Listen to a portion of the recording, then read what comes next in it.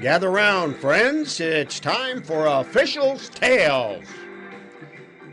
Hosted by three retired sports referees that coaches throughout Northern Ohio knew as the Three Blind Mice. They are authors of the book called Officials' Tales.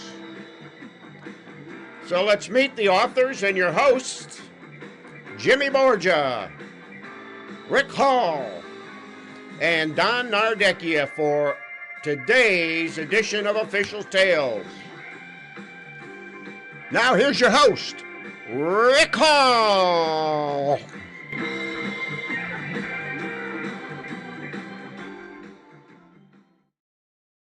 Hello and welcome everybody to tonight's special edition of Officials' Tales. We have a longtime coach, Lawhead from the eastern part of Ohio. Can't wait to talk to him. We've already covered sort of the west. Before we could get to him, we got to bring on the other two stooges. So let's get that started. Hey, Nardo, what's going on, brother? Hi, Rick. How you doing? It's good. All good down here. Freezing up here now. Well, I guess yeah. And like that, you don't have to get light ice in your Pepsi up there right now, huh? Oh hell no. Hey, it was really funny. We were talking before the show about some old time basketball, and it actually brought a story back to my mind where I used to give Mike Hyde, my former partner, a long time ago. He played in the 60s, I believe. And I used to give him crap about, does that win or is that before or after they had the peach baskets at both ends? Yeah. Because if it had a peach basket, that probably helped you. You could just snatch that thing out of there, But speaking of old time ball players, let's bring on our one-eyed pirate partner. Hey, Jimmy, what's going on, brother? What's up? Oh, he's wearing his glasses tonight, Don. Look Yeah. out. I want to see what things are like. Hey, now if you close that one eye, we'll know you're seeing better now. You know that. Is that the one? That's the one. That's the I one. think. Let me check. That Let me is check. the one. Yeah, that was the one. Yes. That was the one. You stand on the baseline. That left eye was It was. court side, and this one was the wall. Jeez. Right. Well, anyway, without further ado, let's bring on Coach Jim Lawhead. Hi, Coach. Thanks for joining the Officials' Tales. Okay, Rick, thank you very much. My pleasure to be here. And I know the guys have a whole bunch of questions for you, but before we get into that, Don, you had a shout out you wanted to get into? Yeah, I want to give a shout out to the three newest members of the Bay Area Officials Hall of Fame, Mark King and Jim Yeager from Fremont are both going in this year. Kinger's a football and basketball official and a darn good baseball coach also. Jimmy stuck just strictly to basketball, and number 3 there is from Clyde, Troy Newsom, and that guy, we all saw him breaking back when we were about halfway through, and this guy just did a great job basketball-wise, football-wise, one of those guys that's been down in the state tournament a couple times in each sport, so and he's still playing. He's still on the courts, and I think he probably will be for a few more years. So shout out to those guys. And one more person from the Bay Area, Marilyn DeWalt, who's been calling girls' games for probably 25, maybe 30 years, was recognized by the state office as the official of the year for girls basketball in the state of Ohio. So Marilyn, well done and well deserved. Congratulations. Mm-hmm. All right, now let's go to Jimmy. Jimmy, you had something you wanted to chat about? Yes, St. Paul had lost their girls basketball coach last Tuesday. The community really come together, and they I think they got Corey and Kennedy, who's Steve's kids, and got behind them. And I was up at the luncheon Monday, and there was quite a few people, but just hang in there, kids. Good things will come. Yeah, And the loss of your dad, and I until I read some of these articles, he really had some connections with about 5 or 6 of our people that have been on our podcast. Rob Sheldon, I did not know that he was down there for a while. I thought, well, that tells you a whole lot right there. And Oh, Dave yeah. Hershey was pretty good friends of his too. So again, from officials' tales, we send out our condolences to the family. Absolutely. So I talked to Mark Hazelwood, our sports writer here in town. Steve Frazee in junior high, his first basketball coach was Steve Gray. Remember, Steve told us when he got out of college, his first job was junior high That's at right. Buckeye Central. So Steve was his basketball coach there, and their wives were very close because they both went through breast cancer. And Steve's wife lost the battle. Well, they were both Steve's. Miss Frazee lost the battle, and Sue Gray beat it. So a lot of things, a lot of connection there between the families, between the towns in New Washington and Norwalk, and just another thing that stunned the school. The whole school was set back up at St. Paul's by that. So let's get to Coach Lawhead. All right, Don, let's get it. It's good to see you. Good to see you, Don. Thank you. I remember Coach Lawhead coming to St. Paul's with his team from Lorain St. Mary's. And a lot of people are going to say, I've never heard of Lorain St. Mary's. Well, Lorain St. Mary's was a long time ago. And I was a freshman in high school when they came. And I was so impressed while we were, getting ready to watch the JV game. The students start coming in. They walk up the steps and then into the gym there, and they came single file, probably because there wasn't a whole lot of room on those steps to begin with, but filled the stands in the area across from the bench. And it was really impressive to see a group come filing into that gym. I think it was last year that we used that gym too. But I remember the green and the St. Mary Irish, and Coach Lawhead was the coach there. So that goes way back at the beginning of a phenomenal coaching career that Coach Lawhead had. And it's amazing how close we are to Lorain, but because of these schools in Harris County being Northwest District and Lorain being part of Northeast District, you really didn't hear much about him. We just thought that Coach Lawhead would be a very interesting person to have. And you're going to see coaches that are very successful are going to be saying the same things about why they're successful and whatnot. But we just thought we'd get somebody from outside of our comfort area and introduce them to our folks over here. And actually, we refereed for him a number of times, and we'll talk a little bit about how that became. And we might even have a surprise for him in that story. But if you would, Coach, tell us a little bit about what got you started and about some of the good old days at Lorain St. Mary's.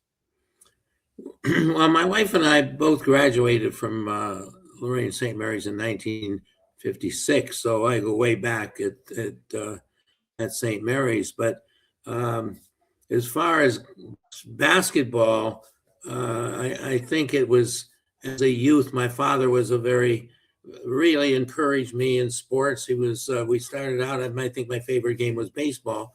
But I got playing basketball, and things moved forward.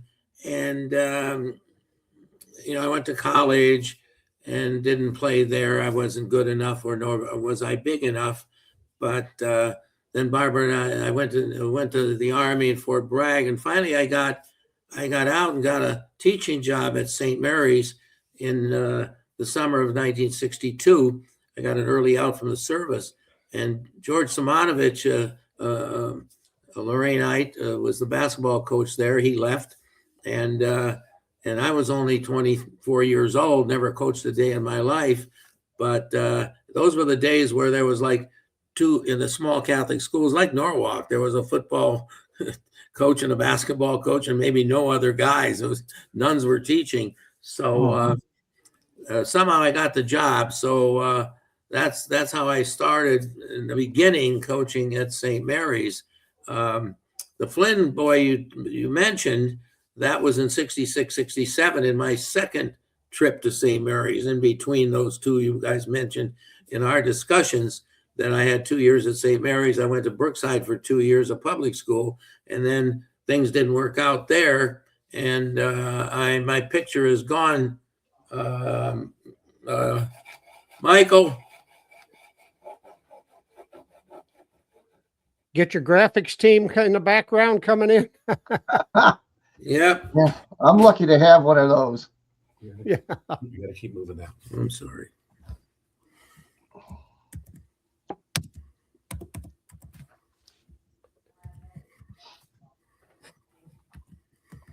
I wonder if his picture froze up there. Just keep your hand on there. Just keep moving it. Just keep moving that. Oh, All right, I'm back. There we go. I'm back. There I'm we sorry. go.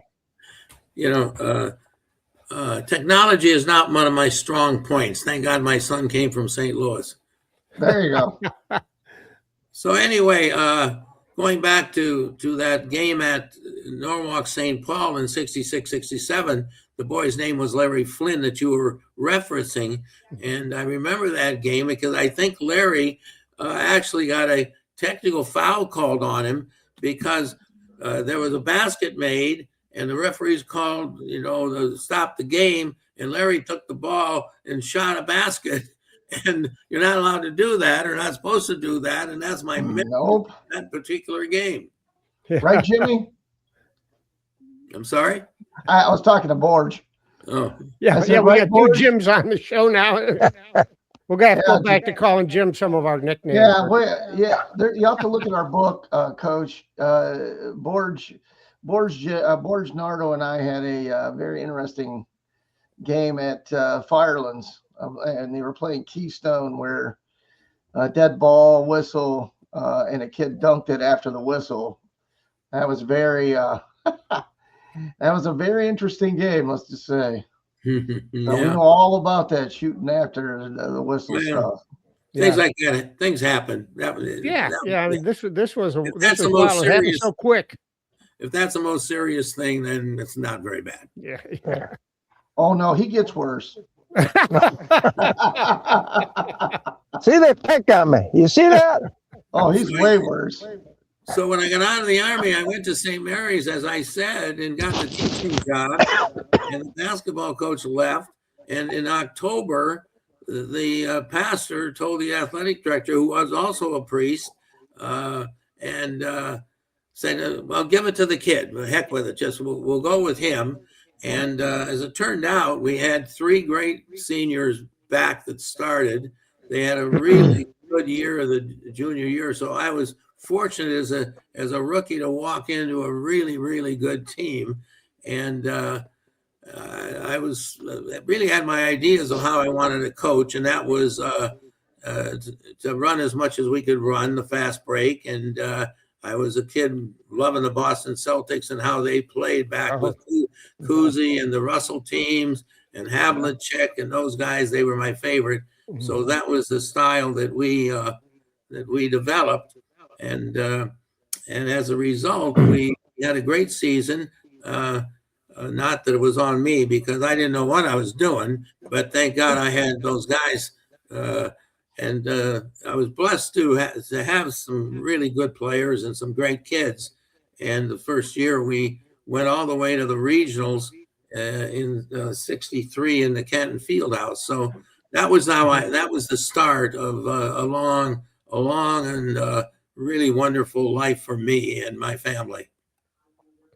Well, great. Well, for people that don't know, Brookside's just kind of south and a little bit east of downtown Lorain.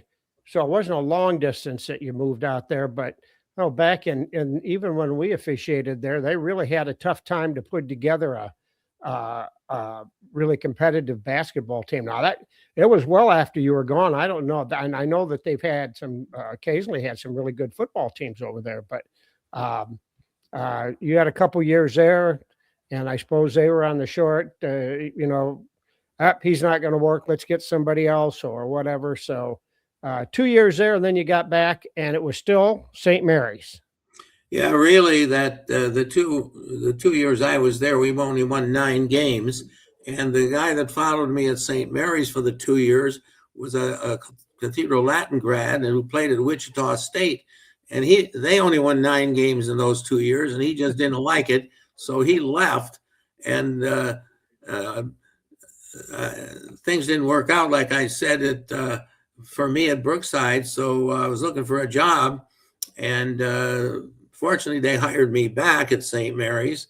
And so that was my second trip, and we were there 3 years, and we had 3 pretty good winning seasons. And we didn't get to the district, and I think we got in the district one time, but we had the Flynn boys. Like I said, we'll talk about that briefly here. Larry would come later in the 76 team that went to the state, but the 3 brothers, the one you saw was Michael. He was the senior in 66, 67. Emmett Flynn was 67, 68. Emmett still holds the record that for a team that I coached, he had 48 points one night. I left him in for 5 shots. He missed all 5, and so I took him out and he didn't get 50. So I got criticized for that, but that goes with the territory. And then the final year, the 3rd straight year, Pat Flynn was on a team, and we had a really good team with a big front line, and we went to the district that year. So those were the 3 years of the 4 years of the Flynns, but 3 years, the second 3 years, the period at St. Mary's. Well, how long did this brew that there was gonna go from? Now, was there another Catholic school in town, maybe grade school, but not a high school, and maybe on the other side of Lorain from where St. Mary's was? Well, there were several Catholic grade schools at the different parishes. Lorain was very ethnic and had a lot of Catholic churches with grade schools, and so that was the situation there. I don't know what were you saying, Don? How'd that come about that you decided to build the bigger new school? Where you? Oh yes, I'm sorry. Well, there was Elyria Catholic in the south of the county, and they still exist. But the Diocese of Cleveland decided to build a central school because St. Mary's was doing pretty well, but they were in the northern part, right off the lake, up in the city, and they wanted to build a school more in the south or central part of the city, and so they built Lorain Catholic. So after 3 years in the 69-70 season, after 3 years, Lorain Catholic was built, and we opened Lorain Catholic at that time, and that's when some of us went from, including the coaching staff. Tim Rose was the football coach. I was the basketball coach and the athletic director, and we went to Lorain Catholic, and it would last 34 years, and then and then we ran out of students. Lee Rose, he was quite a football man, wasn't he? Yes, he was. He's still in his 80s coaching defense at Ashland. Wow. I'll be darned. Yeah. Oh, wow. Yeah, when you mentioned that, I said, yeah, he was very, very good coach back in the day. After St. Mary's, he went to Lorain Catholic for maybe 4 or 5 years. Then he went to Colorado and started to bounce around, I guess. And then he ended up being the head coach of Miami of Ohio for a few years, and then went to some other colleges as a defensive coach. And I've lost track of him, and he's lost track of me. But I do know that he's still coaching. And if I'm 88, he's about, I'd say 85. Wow, that's amazing. That's really neat, very neat. So you get in the new building on Tower Boulevard. That's what I was always told. Just go to Tower Boulevard, take a right, and you'll get to the school. Yeah. And you had plenty of success there. And I easily remembered one name, and that's Paul Wilson. But it seems to me like when we heard Wilson's name, there was always his bat or a Robin to his Batman. Now, was there? Wilson and Owens, yes. Wilson and Owens. There you go. That was it. Yeah, now that was quite a team too, wasn't it? During their 4 years, we went to the regional tournament all 4 seasons, and finally got out to Columbus their senior year. But we lost to some good teams. We lost to Willard with You'll know his name. I don't remember all the opponents. Nolan Robinson or Mike Hyde? Not Mike Hyde. Nolan Robinson. We went Nolan over. Robinson. Oh, okay, Yeah, okay. Yeah, we went, I think that was in 83, 84, and we lost in overtime to them. And then in 85, we played Bellevue in a shootout match. We scored like 92 in that game. And Wilson and Owens were the leaders of that group of team. That group. Matter of fact, my son was on that team. One of my sons. So yeah, that was you remember Wilson and Owens. Wilson, Paul in the game against Bellevue scored 46 to lead us in that game, and that at the time was a record for the Toledo Gymnasium, and it's a record for Lorain Catholic as well. Mm-hmm. Wow. Long in that time frame there, who were some of the other names, or what else? Well, when you got to Columbus, first game, you hit century mark in scoring, didn't you? Was that one that was? Well, that was the 1976 team. Okay. And actually, I'm doing a reminiscent of that team right now.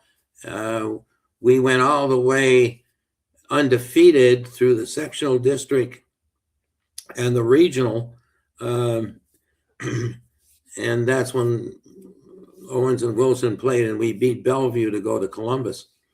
But back then, I'm sorry, that's 85. In 76, we beat Van Wert to go to Columbus, and that's the opening game. We played Brookfield out of the Youngstown area, and we scored 108 points in that game, which still stands as the highest individual game of any, as far as I remember, as for any game by any team in any division in the state of Ohio. I didn't want it to be 108, but the coach of the opponent, I admire him. He didn't want to give up, and he kept running and trying to press us, and we just was on a roll that night. And it's a record. We also scored 46 two-point goals, and of course the three-point line has changed things to some extent in the state or in basketball in general. But anyway, 108 still stands, but we were defeated in the championship game by 1 point by Dayton Roth. Dayton Roth, there's another. And that school didn't last a whole lot longer after that, did they? Well, Dayton Roth, prior to us playing them, we were AA. Mm-hmm. It was Dayton Roth was AA, but they combined the previous spring after the enrollment was changed. They combined with Dayton Roosevelt. So now we're playing a team that had 100 boys over the Class AA limit. It was what it was. We played as hard as we could, and it just didn't work out that day. Well, so you had your big boys, and you always had good players there, but take us on a little bit further from that, how'd things go? You know, I always try to tell people that the coaching, in my life, and what my thought was, is they have to play as a team. They have to be in condition, and they have to be able to pass the ball.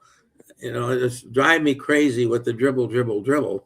So we developed this, as I said early on, that we simply we were very aggressive. Now that didn't work for all the teams we had, obviously, but when we had the guys that could do that, we did. But it was all about the players. I mean, you had to have good players. The players, I think, liked to play the way we did. It was up tempo. It was share the ball. It was pass the ball, and everybody get involved. And there's all kind of ways to coach, and all kind of ways, all kind of different styles. But that was ours. And so for the longest of time, we were we were quite successful, really. When Lorain Catholic started, we had a young man by the name of Joey Meatok that led us in the second season. We were 17-1. We lost in the district, but he was a UPI All-State by the name of Joey Meatok. And I'm losing this again, doggone it. Michael. It's all right. He'll get it back. We can see you and we can hear you. Oh, okay. Oh, Well, yeah. now we can't. We can hear you. Well, I'll tell you what. While he's adjusting, We'll take a break here for a commercial. yeah, why don't we do the commercial now? Okay. And let him get it set, and then we'll bring everybody right back. Yeah, we'll get back then. And we're doing our book sale again. To remind everybody, our books are still on sale on Amazon, paperback, hardback, ebook. You can get them every day. And if you can't wait, please go to our local establishment. It's called The Common Good. Allison and Sarah would love to sell you our book or our mug. Those are available there at $13 a piece for the books, 2 for $25, and you get a free mug, or you can just buy the mug. So anyway, here they are. Geez, Allison, you've got all kinds of stuff here in bulk, and this is how your store got started, right? Yep. So we started as a refill shop. So when you help your wife by cleaning the toilets, we have a cleaner for you. So we try and stock all the things that you use in a household, personal care products that you use every day. You can refill them so you don't have all the single-use plastic that comes with it. We stock glass or metal for things, for containers that we provide. But we have everything from hand soap and dish soap, just shampoo and conditioner and This cleaners. is household cleaners. You also have personal, like hand soap. Hand soap, toothpaste, Yeah. all kinds of things. So, And down there, even? yep, dishwasher detergent, laundry detergent, hair care products, all kinds of things. So, and you can bring your containers from home and we'll refill them as well. That's amazing. That's just amazing. And this is how the store really started. This is what. Yeah, this was our business, and then the Common Good came about when we joined with other local businesses. Because having a storefront's not an easy thing to do, Bingo. but together we can. Starts small. There you go. Absolutely.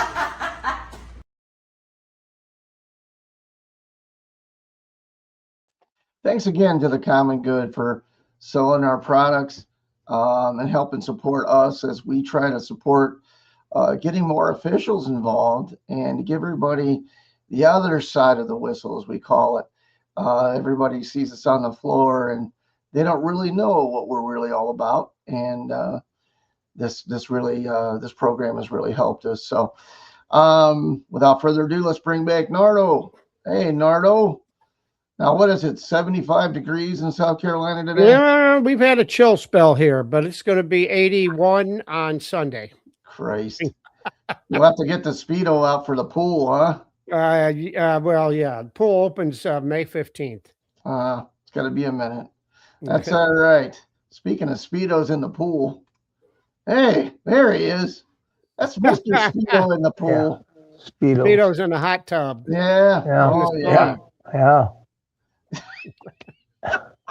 It's all right, Jimmy. We love you anyway, brother. Yeah. Yeah. All right. Let's bring back I hear Coach. Hey, Coach. Come here. Hey, All's good here.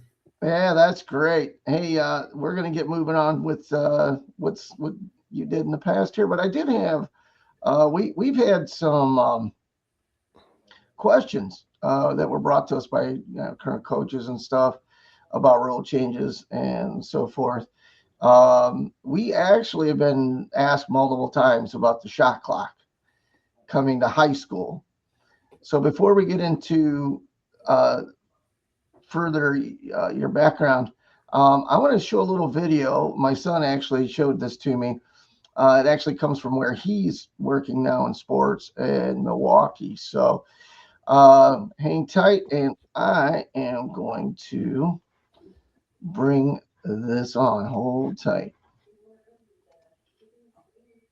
All right, guys, emergency press conference here. As you can see, the studio's closed for the night, so low lighting, all that kind of thing going on. I'll talk soft, not to wake up our neighbors.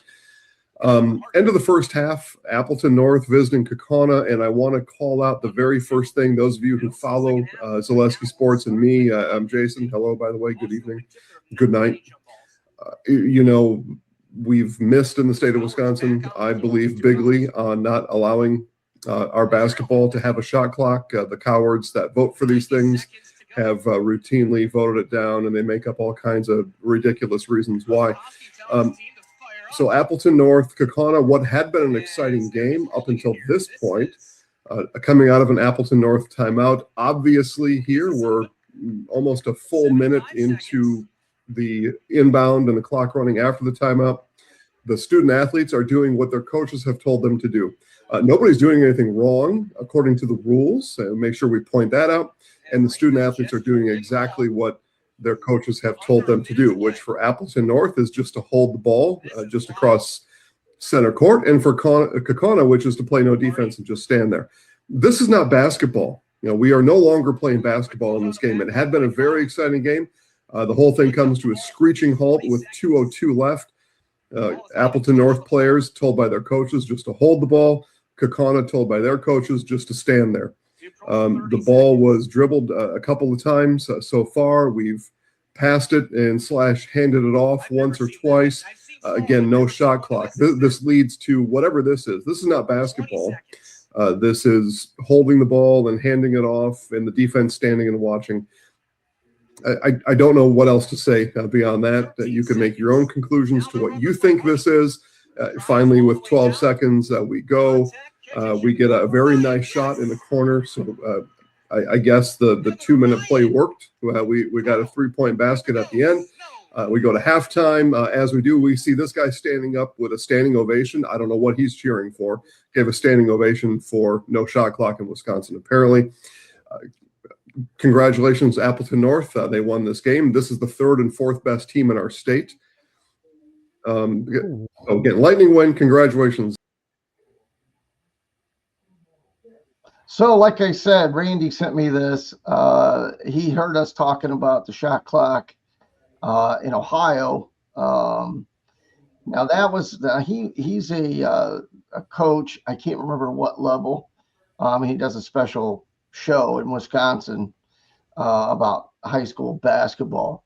So, Coach, I'd like to hear what you think of what he was talking about, and would you be in favor of a shot clock in the state of Ohio? We didn't need a shot clock. We were going out and pushing it every time until maybe the last 60 to 40 seconds, and when against a tough team we're in a fight and we might spread it out and try to go for the last shot or something. Yeah, I'm all for the shot clock, but I think it presents. I wasn't faced with this decision, so I can right. We're just looking for an opinion. That's all. So I think it's tough for schools to get a scorekeeper, a clock keeper, and everything working properly, like me tonight on trying to technology, and then now you're going to add a shot clock and have another technical issue for high schools, a costly issue maybe, but I'm all for a shot clock. I like games up and down, but that doesn't mean everybody likes it that way. So in that video, the defense could have come out and attacked. I mean, they could have come out there and trapped and try to disrupt what was going on. So there are choices to fight against the slowdown or the stall, which we faced in '76. We were averaging 85 points a game, and 2 teams that we had beaten by mucho points at our court. We went to their court and they held the ball, and now we were faced to in order to play our game, to go out and attack, and that's how what we had to do. And the game went from 80 to the 50s. but or actually one game was 39-32. So I guess the answer to the question, yes, I'd go for a shot clock. However, there are issues that have to be dealt with. Yeah, we brought that up too, and I know all three of us have had games like that. Heck, I've had tournament games like that where teams were outclassed and they would just either run a four corner or Yeah, just like they did, just stand there and hold the ball. I mean, you know, I know I've seen it personally. So anyway, I guess we can move on. Hey Don, you wanna? I mean, we've covered this before in a couple other shows. So Don, you wanna? Well, yeah, we after one of the real classic teams or classic times at Lorain Catholic, there were still a lot of good teams in there, and my guess is that at about shortly after that time, there were some Lawheads playing the game for their dad, and so you talk about the kids a little bit when they were there, and of course you probably knew all the kids on the team long before they were on the team because they were your kids' friends. Oh yeah, they worked CYO with me when they were kids. We would be open on Sunday for CYO, so they were around basketball. So the four sons, three of them played varsity basketball at Lorain Catholic. Three girls, daughters, all of them played that played 4 years of basketball, 4 years of volleyball, and a couple of them played spring sports. So it was a family affair. Barbara was a great wife. She took them to all the games as kids. She had the team dinners over for our varsity basketball team, and we do that once or twice a year. And it was truly a family affair. There was no question about that. The sons, Jimmy was the oldest. He was of the class of 79, and we had an excellent team in 79. You know, we lost to Willard and we lost to EC, so we were 16-2 that season. We scored over 100 points 4 times. The 79 team holds the record for 115 points in a game, and the first team did not play in the fourth quarter, and we still scored 115 points. Wow. And unfortunately, we ran into a hot team in the first round of the district, and we got beat. We just didn't play very well, and they played very, very well. And some of those things happened at one time, but I think they were one of the best teams we ever had that didn't advance to the regionals. And we went to, we went to 8 regionals, I guess it was. St. Mary's went to 1. I think it was 9 regionals. I'd have to rack my brain a little bit. It was 74, 75, 4 straight, and 2 more. Yeah, we had 8 regionals. So they missed out on that. So Jimmy still holds the, I think he's like 5th in the total assist record for all the players. He was a great point guard. He was a great passer. We had great wing and postmen that we got the ball to. We averaged 83, 84 points a game. And so that was Jimmy, the oldest. Matthew followed in class of 86. He was on the 85 team, didn't get in much, but in 86, he was a starter. And then at Christmas time in Cleveland Central Catholic, he went down with a ACL injury, and he was able to come back by tournament time. So the young man missed out for his whole second half of his senior year. But when I retired, he coached the last 4 seasons before Lorain Catholic closed, and he had 3 winning seasons out of those 4. So Matthew became the head basketball coach. So he was son 2. Jason played and graduated in 92. He was on the 91 regional team, and his forte was for a 5'9", 5'10", slender kid. He was a great 3-point shooter. He had great range. Some little guys just have that strength to have the range And most of my career, there was no 3-point shot, but at that time in the 90s, there was. So Jason, we had a lot of fun. We had some good teams. Actually, in 91 and 93, we went to the regional. So Jason played in 91. 92, we got upset in the, I guess we just didn't get upset. We got beat in the tournament in Elyria. And then in 93, we beat Oberlin on a comeback victory at the end, and we got to the regional that year. So, yeah, the Suns, they were pretty good basketball players. No, I remember now as you were talking about going to the regionals and who some of the teams that beat you there. I guess one of the reasons that I kind of stayed up somewhat on what Lorain Catholic was doing was because for many years they went to Toledo, and you were in that regional that had generally 3 Northwest District teams playing with you there. So, it's just one more reason why I kind of kept up with what was going on with you. But you're in our book, and we talked about situations with coaches and whatnot. And some of this might surprise you, or I might be right on the money with what I was thinking. You played St. Paul out at Norwalk's at the middle school in the big gym there where Norwalk played, and that's where St. Paul played from about 73 on. And Jim and I refereed that game. And I don't know if Live and Good scheduled that late and just called us instead of giving the game to Heyman to give to some. I don't remember. But, I both being grads there, I was kind of hesitant, but well, let's let her go. And let's, this is a championship game for us. Don't pay attention when anybody in the crowd yells at us. Just be after it.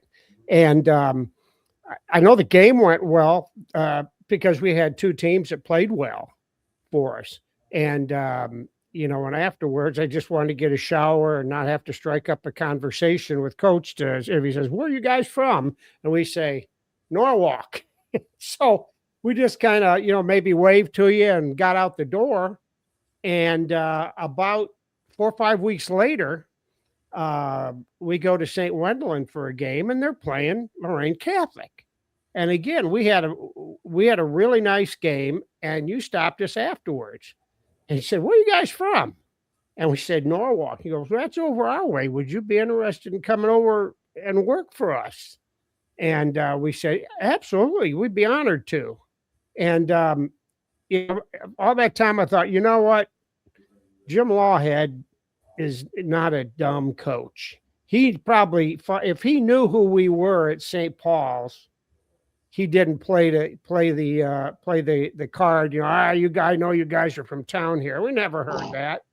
and then to see us again over there, I'm glad he broke the ice because we really enjoyed coming over to Lorain Catholic. It was just a class operation from the time we walked in the door until the time we walked out. And we just cherished that. And as the games got bigger and better, it was just more fun. The game against Lorain Senior that we were over there and did. And also the Akron Hoban game. That was good basketball. And just forever was happy that we took that game at St. Paul and that worked out. I don't know if you have any recollection of that, but we just thought that was I wrote that story up as just one that you never know. You just never know who you're working in front of or who's going to ask you. That's right. Well, I tried my best to be a good coach on the bench with officials. I mean, I would look for since I was athletic director, I could hire my own officials for our games, other than when we were in a conference or something. And then, but we were not in early on we were in a conference, then there was no conference. Then there was Erie Coast Conference with Southview, EC, Elyria West, which was a great 4-team conference. Everybody was good, and it was just a fight to the finish. Yeah. But I would look for coach for officials that went up and down the court and could keep up with us and coach and officiate a fair game, and that's what I look for, and that's what I saw in you guys at that particular time. And I would get guys from Norwalk, which were you too. I would get guys from Akron, Bill Alford, who was a great official. I mean, a Hall of Fame official, and I would get him at least once a year if I could get him twice. And some of the guys from the Lorain area, I did hire Chuck Bryan, an old Southview football coach and a great official. Yes, he was. And he'd come by on my bench and he'd look at me and said, "Jimmy, sit down now." And he'd chew on his whistle. You're trying to get a technical, and you're not going to get one. And those kind of things were. I tried to nurture a good relationship with officials. Some of the guys I got, Chuck Thigpen out of Akron area.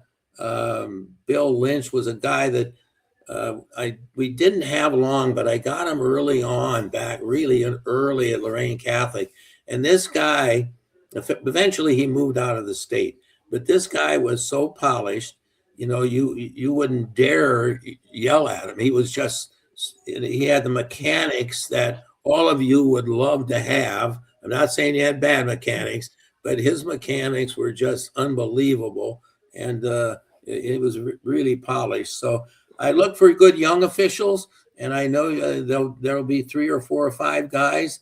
If I rack my brain, I could tell you that I hired out of JV games to move up and have their first varsity game at our place because I thought they were going to be really good. So that's my take on officials. I don't remember, other than one time, getting a technical foul at Lorain Catholic. I got him on the road a couple times, but that it goes with the territory. But now I didn't get a lot of them because I respected officials. I told my players, you don't talk to officials, you don't say a word. You get a technical, just come to the bench, because I'm not even going to look you in the eye. You're going to come to the bench and sit down, and if I decide to put you back in, I will. So I can name the guys on my hand in 30 years that got a technical foul on our court. Well, you had some other great ones. I enjoyed. I worked with Chuck Bryant 3 times one year, and it was a great partner and a lot of fun. Larry Reardon is a beauty from over there. I gave him his first game.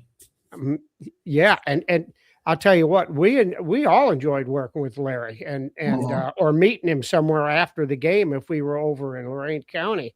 Larry Last, more of a football guy, but I worked a couple of basketball games with him, and he was solid. Nate Smith, Lee Chorniak, loved him dearly. All really good guys out of Lorain County. Steve Awanik's a good one. I've had Steve. Yep.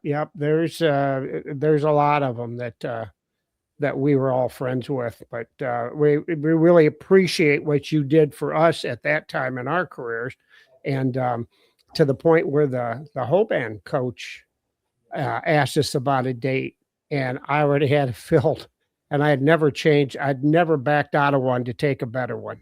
Once I locked in, I was taking it, and I'm Rick and Jim were the same way. You give them your word, you don't bump up.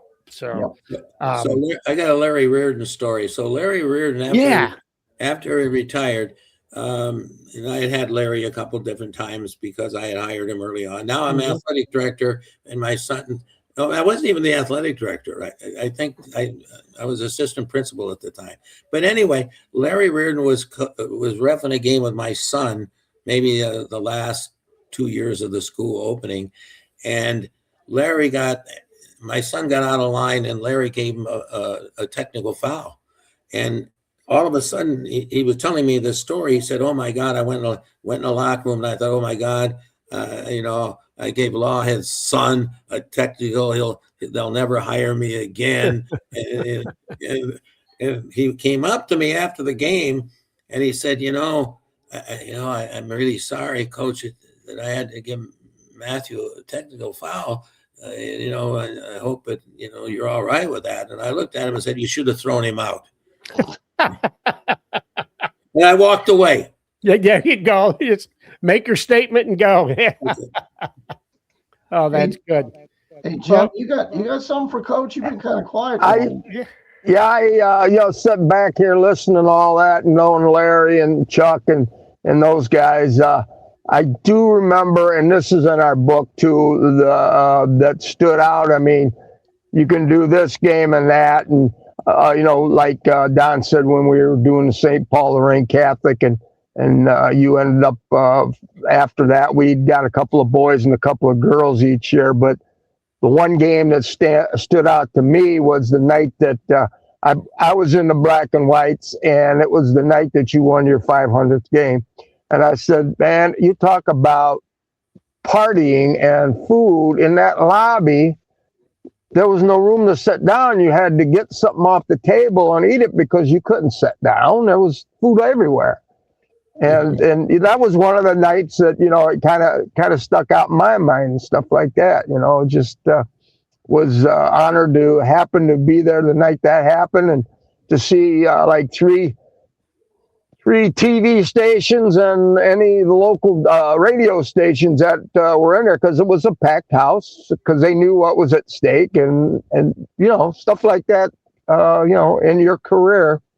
And seen a lot of good players and good coaches and stuff, and you were among the top. And as I happened to look down something else, I believe as this thing showed that you were like number 7 in the top 10 of number of wins.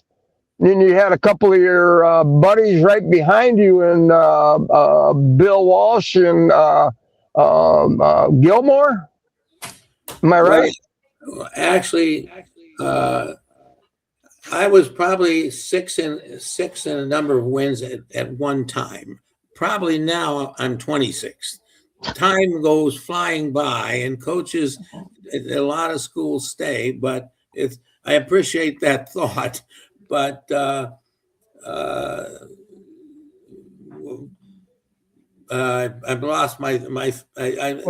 Back in when we started fishing, when we played 18-game season. Then they went to 20. Then they went to 22. 22, yeah. And now they go to 7. They go to 7 classes now. We would have won 3 titles if we would have played. Yeah, 7 classes. But you know what? The attendance at those 7 championship games, probably none of them come close to what you used to see over at St. John's Arena. St. John's was the best. And, absolutely. Thank God I had the opportunity to have a team play there twice, and it was just a special place. Then they went to the bigger gym, and now they've gone to more totally different thing. Now they don't have that weekend nice, cool, not like it used to be. State tournament. But I'm not involved, so I guess I can sit back. It's a shame it can't be like that. But just 7. I was shocked when they went to 7. I thought it when it went to 4. I thought it made it. That's a good number to keep it at for a while. They wanted to shave the biggest schools out like they do in football. Yeah, and probably now in basketball, shave the 50 biggest enrollments and put them up in a division all by themselves, and then split the other ones 4 ways. But going 7, come on. Well, it reminds me, like anymore in the grade schools and the sand lots, everybody has to get a trophy today. Right. That's the way I see things. Everybody doesn't get a trophy. The best team gets a trophy, and you're spreading it out. One thing I'd like to address, if you got it, just give me a thought here. Sure. Is when you coach so long and you have so many teams and you have such great teams, and you have some teams that aren't so great. But my guys love to play the game. And on a lot of occasions, the guys on the bench aren't recognized and aren't remembered because, like the starting five of 76, for example, there's people in this town that can remember the starting five of our 76 team and probably can remember maybe Admiral King's best starting five or something. But the guys on the bench are crucial to the success of a basketball team. Yes, sir. You know, if you call them the bench bunch or the gray team or the red team, you know, whatever you call them, they have a job, you know, and the job is for the best two guards to go out and challenge the starting guards and give them fits every day at practice. Every day. You know, and people ask me, what are they like? What are these guys on the bench that don't, especially when you have really good teams and they know the guys on that court are the guys that should be on that court. Mm-hmm. And I just say, hey, they work their butts off at practice. And when they're on the bench watching their teammates, they're having a blast. They're just having the best time of their life. They love the game. They love to come to practice. They love to play against those guys because they're friends. And that's what makes a team. And you can't win with just five guys. You know, you can't just take five guys and you can't win. You gotta have 10. You gotta have 12. Right. And I just want to shout out those guys, the unknown, so many backup guys that played. They were so important to us. Absolutely, everywhere it's that way. Before we wrap up, the last few years, before you retired, Jimmy was there that night that you hit the 500th win, but the game changes, the kids change. Did you keep doing your thing, or did you? What would veteran Jim Lawhead, if you could take a go back machine in time, what would he tell the young Jim Lawhead, the coach?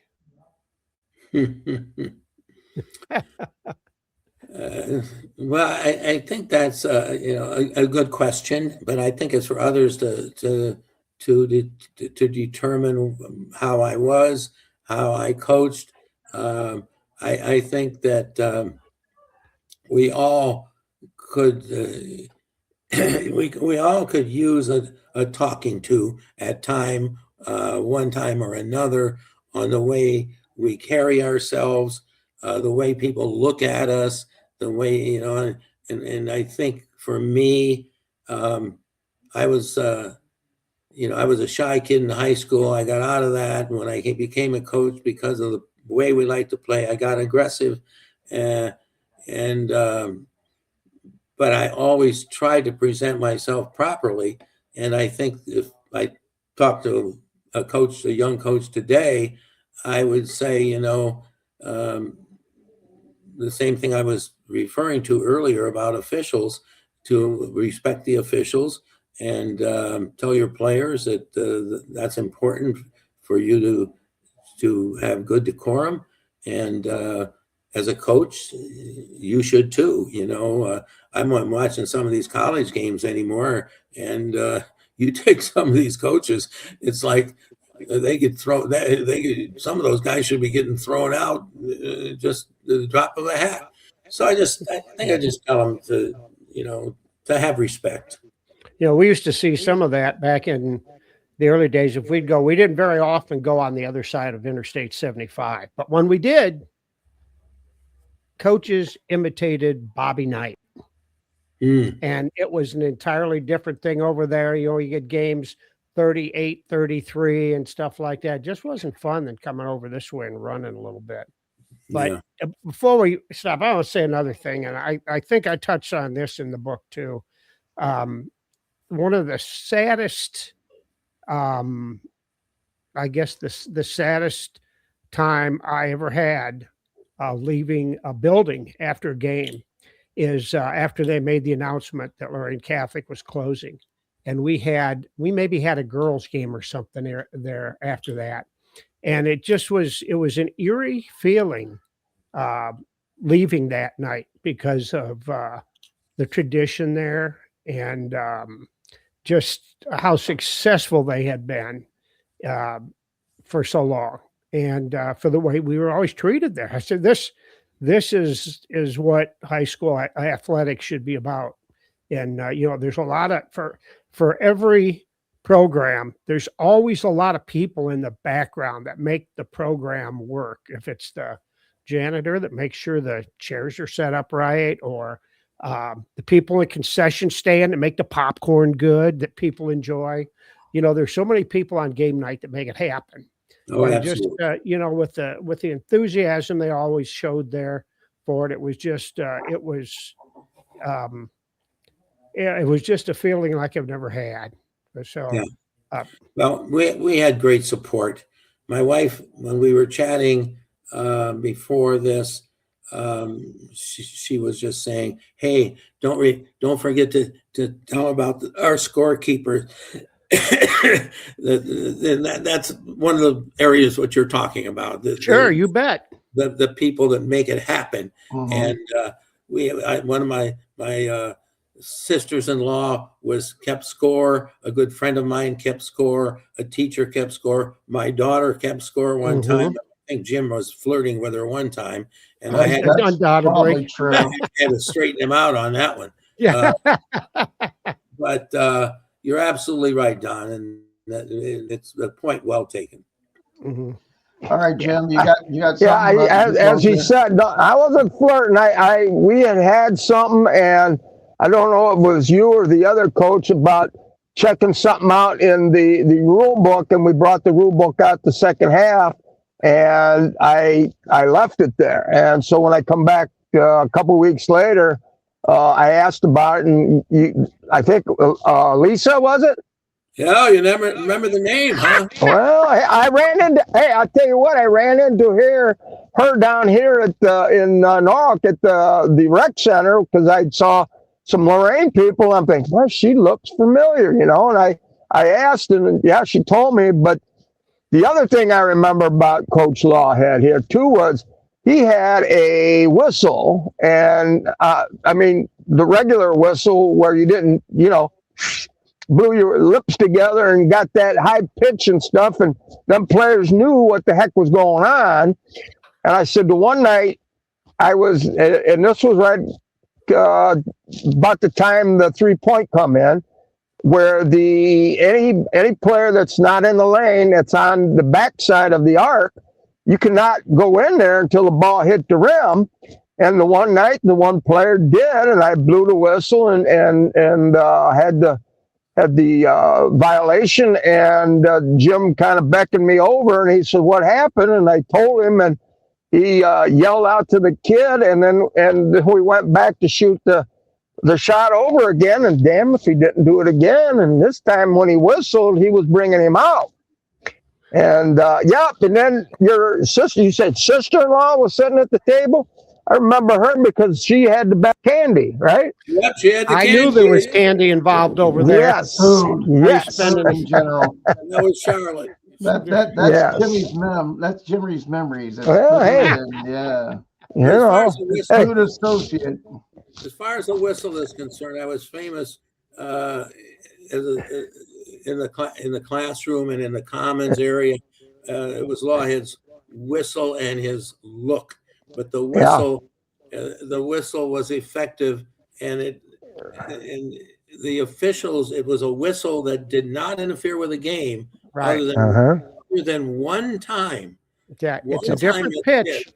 It is loud. It is loud. Oh, yeah. And the kids, I mean, they know that unless if it's a stop in the action, they all are looking. Well, you better believe. Yeah. We got a lot of whistle stories, but we don't have time. Yeah. Well, thanks again, Jim, for joining us. We appreciate it. Hey, enjoy the playoffs if you're watching them.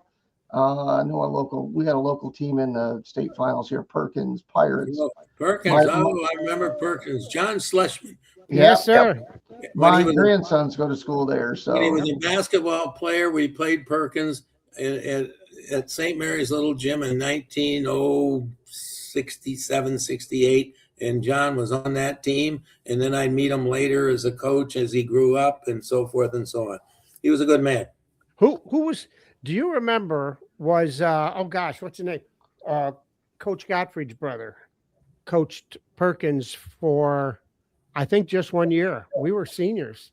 Oh, John would have been gone. I was thinking it was a year before when we were juniors. And he was probably. It was Joe, wasn't it? Joe. Yeah, Joe went to Ashland College. Yeah. So, but again, thanks again, Jim. We appreciate you. Yeah, it was a great time. It's good to see you again. Thank you. Best to you, your wife, the family, and long live Coach Lawhead. It's, yeah, you reap a lot from coaching that. You know, the friends, the students, the obviously the players, but even some of the students. You're out around town, if they're back, you run into them. It's a joyful time.